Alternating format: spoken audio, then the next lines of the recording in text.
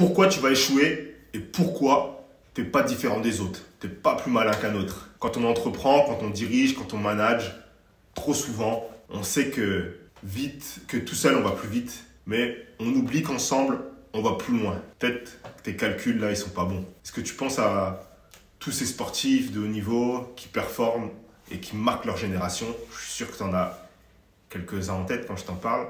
Et réfléchis à une chose qu'ils avaient en commun. Il n'y en a pas qu'une, mais réfléchis à une chose en particulier. C'est qu'ils avaient une équipe autour d'eux. Ou au moins un coach. Parce qu'ils ne sont pas appris tout seuls. Parce que ouais, à l'ère du numérique, il y a des tonnes de choses que tu peux apprendre tout seul, directement depuis ton smartphone ou sur Internet, avec des podcasts, etc.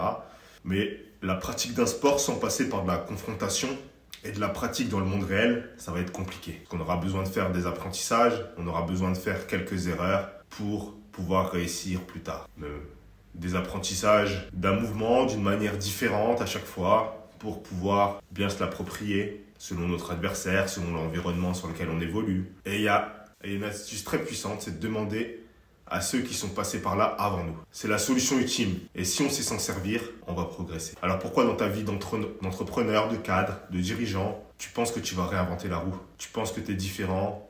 Tu penses que tu vas réussir tout seul, là où d'autres se sont cassés les dents avant toi? Si tu veux aller plus vite, si tu veux aller plus fort, si tu veux aller plus haut, trouve un appui extérieur. Est-ce que tu as déjà fait appel à un coach, à un mentor qui t'a marqué dans ton parcours pro? Je te laisse me répondre.